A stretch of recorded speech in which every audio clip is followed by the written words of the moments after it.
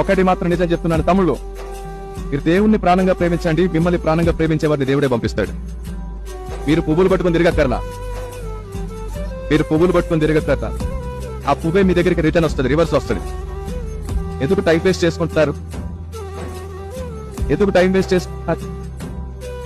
నీకు నచ్చకుండా లేదా ఎవరితో మాట్లాడుతున్నా లేదా ఇంకెవరితో చాట్ చేస్తున్నా లేదా పొరపాటుగా నీ ఫోన్ లిఫ్ట్ చేయకపోయినా నీకు జెలసీ మైండ్, పొసెసివ్నెస్, గొడవలేదు, వాతలేదు, మళ్ళీ నీకు నువ్వు కోసుకోవడాలేదు.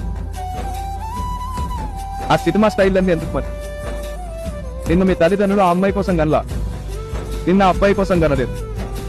ఏట్రా మమ్మల్ని అంటాడా? అరే ఇక్కడ కూడా నిన్ను ఆ అబ్బాయి కోసం కనలేదు.